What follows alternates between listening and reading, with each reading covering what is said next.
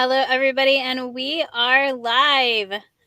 All right, we're here to talk about being an influencer. Our recent book, Becoming an Unstoppable Woman and an Influencer, the sixth and final book in the series, came out just a few weeks ago, and these are some of the amazing women that are in the book with me. Hello, Michelle's joined us as well. Michelle, I'm also in my car. I just am using a virtual background. You are fine, just like that. How are you feeling today, Michelle? See if her voice. So she's probably I'm getting better. good. Good. Okay, Oh, so we're gonna go around. okay, good. I'm not. Okay, I gotcha. We're gonna go around and introduce everybody. You guys are gonna talk a little bit about yourself, a little bit about the chapter, and then we have some great questions to go to. So, first off, I'm your host this evening. My name is Heather Stokes Benton. I am with She Rise Studios this evening, and I am also in this book along with these amazing women. So, next, I'm gonna kick it off to Crystal Vernay. Okay, hi everybody. I'm Crystal Vernay, serial womanpreneur, speaker, author, business coach, and brand strategist. And I teach coaches and consultants how to monetize their expertise and create multiple streams of income. The title of my chapter is From Womanpreneur to Influence Her, capital HER. And my chapter is just about the journey I went through and process that I went through, not only in becoming an unstoppable woman, but just that journey to be an overall influencer. So, Nice, I love it. Okay, and Miss Elizabeth Clayman down here in the corner, how are you doing this evening? I'm doing very well, staying warm here in Michigan tonight. All right, so you want to tell a little bit about what you do, who you are, and the title, and a little bit about your chapter?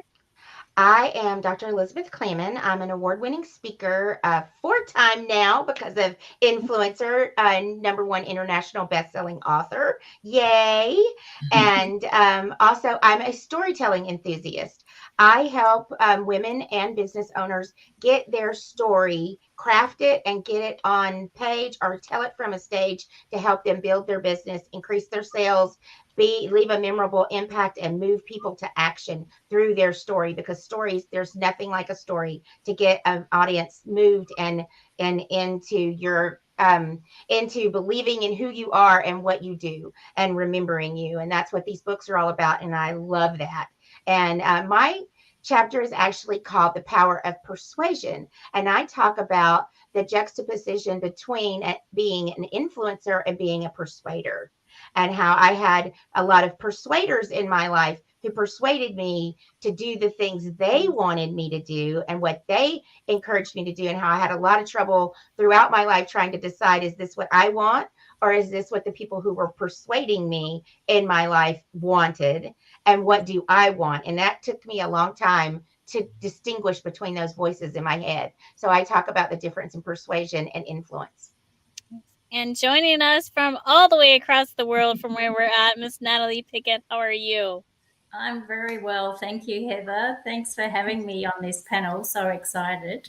Yes, I am in Melbourne, Australia. So I'm a day ahead of you. It's going to be a beautiful sunny day here. And we're in summertime, seasons ahead, and also a day ahead of you. So, yes, I'm very pleased to be on the panel. I am a serial entrepreneur with many different businesses, and I'm also a business mentor and speaker. And my chapter in this book, in fact, this is the sixth book in the Becoming an Unstoppable series that it's the sixth book in the series and the sixth book that I'm in.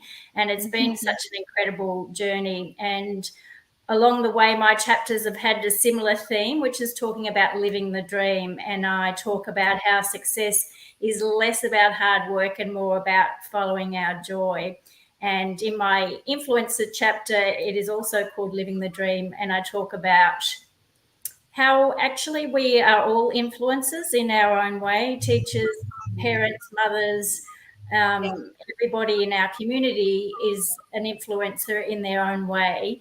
But also how the original influencers were the philosophers who would share their insights, and how today we can do that through our online platforms as well. So yeah, it's great to be on the panel and be able to share that information in my chapter in this book as well. Oh, it looks like we've been joined by another member of this book, Stacy Dornfeld. Can you hear us? And is your audio working? Can you talk to us a little bit?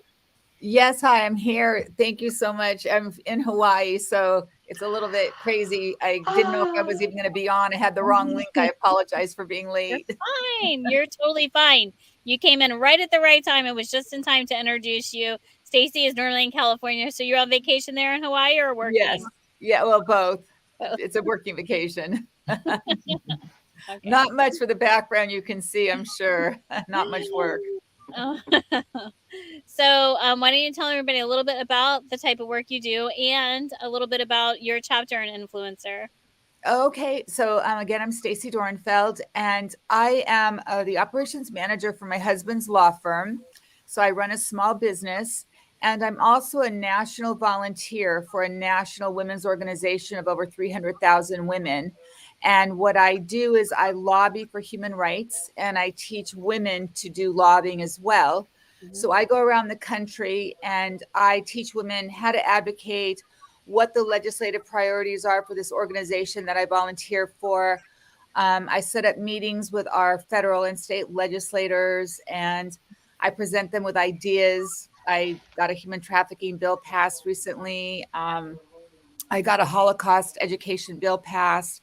So I work on things like that. And my book is really, it's, what is even the title of my chapter was, oh, you've got to be kidding me. So that's it. I hadn't really thought of myself as a leader, and a couple organizations. You didn't. And when I interviewed Stacey, she's like, "Oh, I don't know if that's a book for you. I'm not really an influencer." I'm like, "You're the definition of an influencer. Are you kidding me? Like, you're out here changing laws, making things happen. This is the type of influencer we want to talk about, is being that community driven, which we're going to talk about here in a minute." So I'm just going to kind of go around, and we've got a couple questions that people wanted to know from you ladies. So the first one, I'm going to take it over to Natalie, is can you tell me one way women can influence? I probably have more than one way to share. I'll try and summarize it down a little bit. I mentioned from the outset that I think we're all influencers in our own way, and definitely women in our different roles in life, that we do have the opportunity to do that. In some of my businesses, some of my target markets are more female than male. Not that necessarily we discriminate, but just more attractive to females rather than males. One of my businesses is about champagne and sparkling wine, for example. So I have a lot of female followers. We do events for those around champagne and sparkling wine. And something that comes to mind for me is when I do those events and I share things online, we have a big subscriber list as well and share information. And it may sound like a frivolous thing, but we're talking about the same ideas that I talk about in my business workshops and things, as well as taking time to savor the moment. And I think in the last few years, we've all had some challenges, and a lot of us have learnt the importance of just the joy of little things. So bringing that back to champagne tasting and sparkling wine tasting, I talk about savouring that and savouring that moment and appreciating all of the elements of that. And that, to me, I think resonates, and that idea resonates with a lot of people as a small example.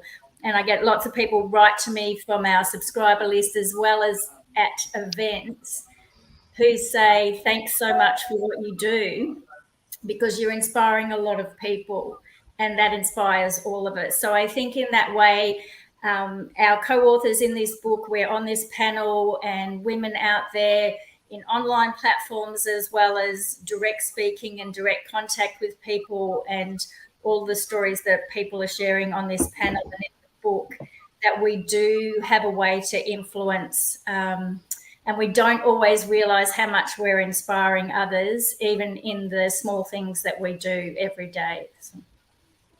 Yeah, great point. Great point. What about you, Crystal? What's one way, when you're working with clients, that you can let them know this is the way you can influence, whether it be big or small? What's one way? Yeah, so I always encourage my clients, women, anybody that I'm working with or talking to actually take control. I feel like it all starts with you. I think we've mentioned that a little bit here today, but thinking about ways that you can influence is really important, that you ultimately have control over your actions, what you want to do, and be in alignment with your core values, which I think was what Natalie was kind of touching on a little bit. You can you influence others in a positive way by showing that you are a go-getter. You're able to go and do what it is that you want to do in life, or at least you find the steps so that you can do what it is that you want to do. But I talk about that a little bit in my chapter about actually taking control of your life to be able to move forward in a more positive way, because I think, I can't remember who mentioned it, but they said that they were living their life in terms of persuasion versus power.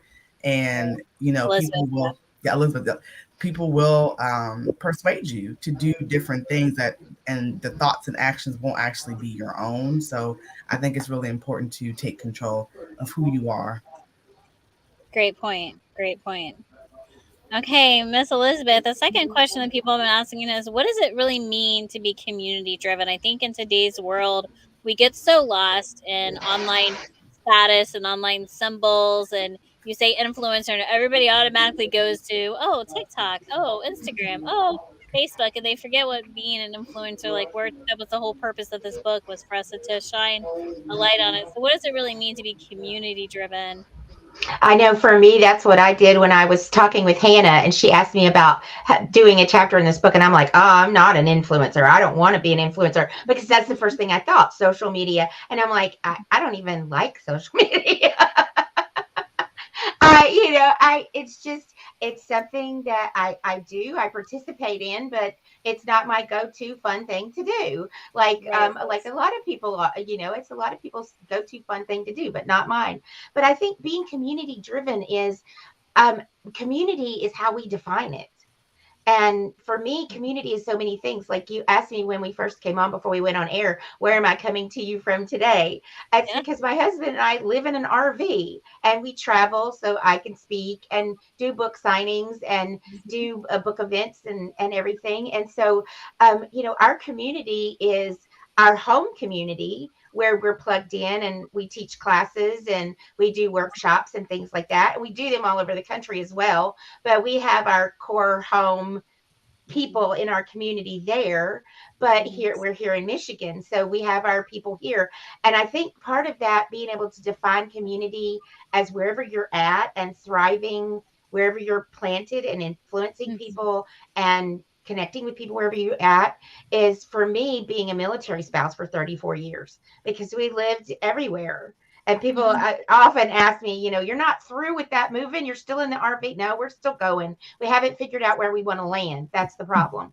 But, we've always done that. We've always just plugged in wherever we've been. So whether we're here in Michigan at our daughter's and plugged into the community here, and I just had 2 people send it home with her, I want your book, signed, and I want a signed copy.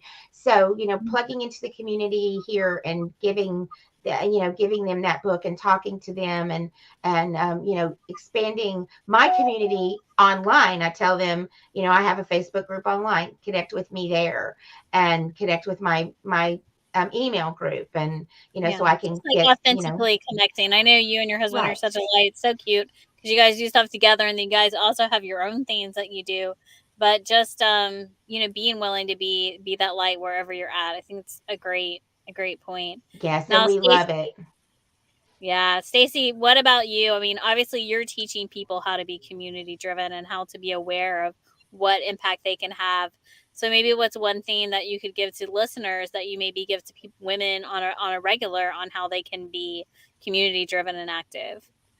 I think that teaching women to use their voices and to not be afraid to step into their voice. And when there's something that they care about, if you care about, common sense gun control, or you care about ending human trafficking, or you care about you know, a woman's right to just her own body, to make her own choices, whatever they are, whatever issue you care about, to teach a woman to use her voice, to step up and speak to a legislator, to make a difference in her community. You can do this on your local level, your state level, your federal level. I mean, I think it all starts at home.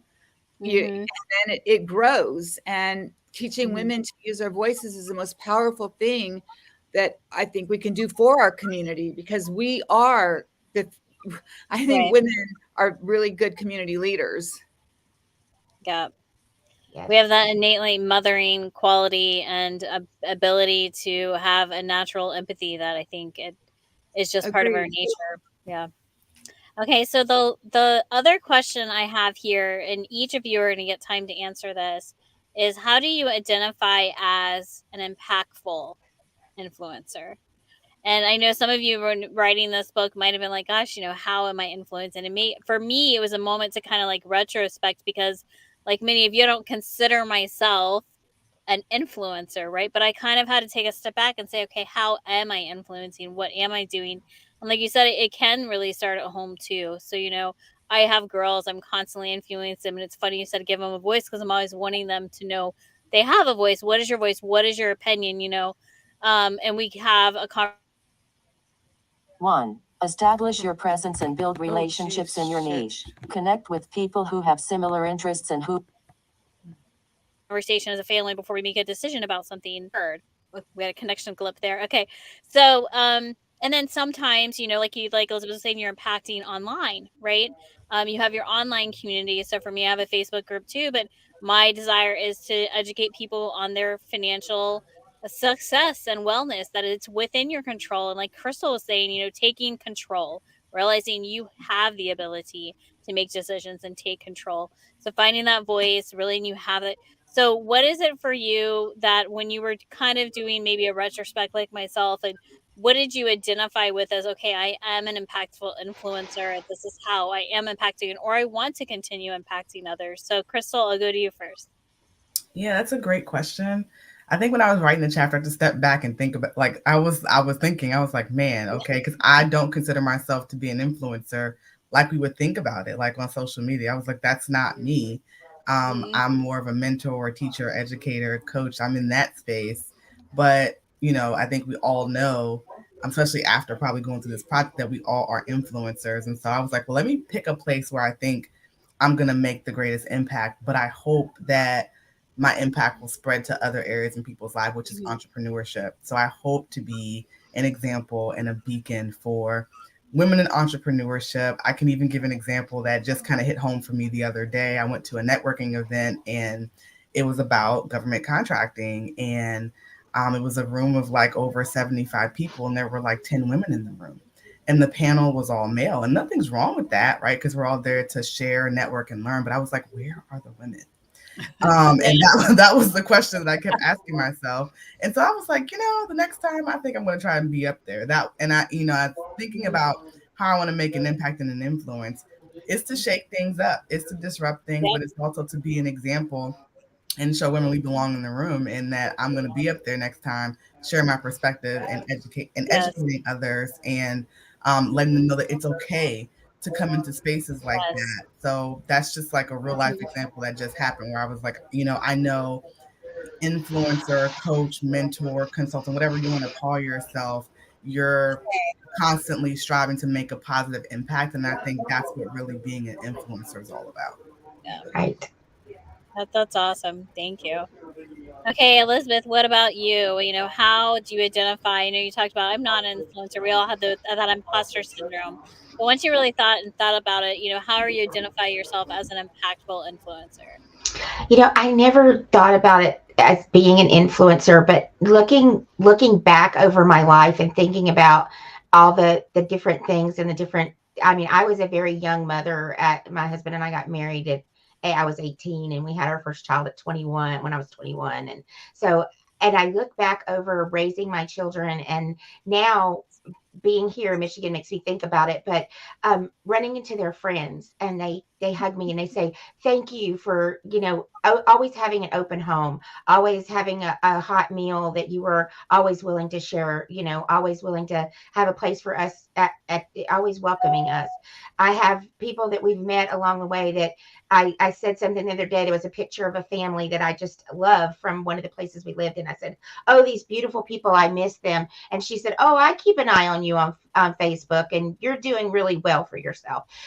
And so those are things that we don't even realize we're doing, that we're making an impact, and we don't even know that we are doing it. We're just, I know I was in a coaching group here just recently, and one of the things she had us send out to people was 3 questions. And one of the questions was, what do I do effortlessly? And she said, you are kind and you are giving and you do it effortlessly. And I said, why do you say that? And she said, because a very difficult time in my life, you reached out to me. And I said, I was just being me. And I think a lot of times we go through life just being ourselves, doing what we do, and we don't realize the influence and the impact we're having on people. At least we hope that we're having a positive impact on people. And I hope that I bring joy wherever I go, that I leave people with a smile and a laughter wherever I go, because that's my goal, is to leave them with a smile. Well, you always make me smile, so you're doing a good job. But I know what you mean. Sometimes people, you get so busy too in life, especially when you're managing, you have so many balls, and you're like, hey, you're a mom, you're a wife, you're a business owner, you're an advocate, you're doing all these things, and you're going 100 miles a minute. And people from the outside look in there like, my gosh, how do you do all that stuff? And you're like, I'm a hot mess over here. I don't know what you're talking about. Right. I'm not sure what day it is, what time it is, or what time zone, but thank you. Yes, and you're looking in the mirror, you're going, this is just all a mess. But they're looking at you and going, wow, look at what she's doing. And you never realize it, I guess, until you get as far down the road as I am. And then, people start going, oh, that's really awesome. And I was going to make you smile again, but you skipped me on the first question. So I was going to make you laugh again. Oh, you can answer it. You can get back and answer it. On that first question, I want you to go ahead to the other ladies, and then I'll get back to it. I'll leave you with a laugh. Okay, there we go. Round out the show. Okay, Stacy, what about you? I know you said immediately, I don't identify with being an influencer. So, but now that you've written the book and now that you've looked from the outside in, how do you identify as being that impactful influencer? This is really hitting at a really interesting time. And I'm just going to, I don't mean to repeat about human trafficking, but I had this idea a few years ago about a way to help maybe stop human trafficking or help to victims of human trafficking. I took that idea to Sacramento. That idea became a law a couple months later. How I know I'm an influencer, there's people that I don't know who, through other people, like recognize me on Facebook, let's say, and they've reached out to me. And this just happened right before I left for Hawaii, that saw the sign in a bathroom at the airport. If you're a victim of human trafficking, please text this number. There's no way you can be traced. Or if you know someone that might be being held against their will, whatever the language is. And I had 2 people in one day, not just but a second one saying, I just saw the sign. Thank you. Yeah.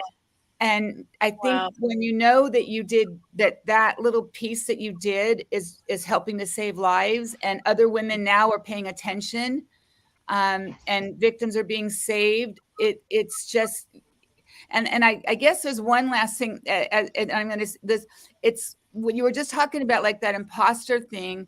And I guess part of it also that for me to know that I do this, sometimes like I'm very uncertain of myself and I get intimidated by the challenges that I have, but to know that I'm part of that change. Yeah. It makes you stronger.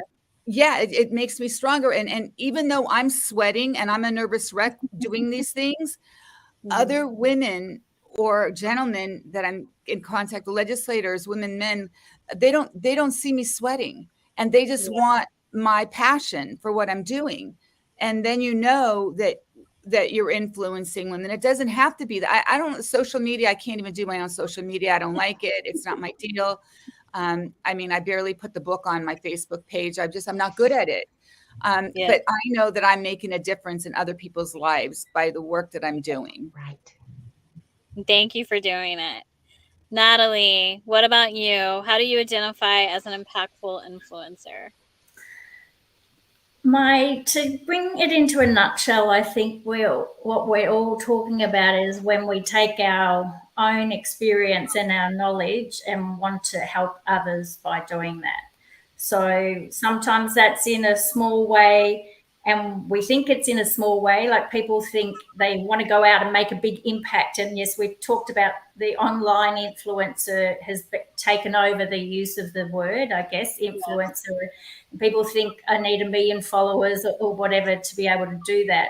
But a lot of the impact that we have, as some other presenters have mentioned, is that it's in a small way and we don't always know that we're doing that. And in my career, which is over 30 years in workspaces, is that I was a college lecturer where I helped students and then mentored students. I've created businesses where I've employed people and created traineeships and had those trainees say to me, "Thank you, you changed my life," because I wouldn't have done this without having the opportunity of the traineeship that we provided.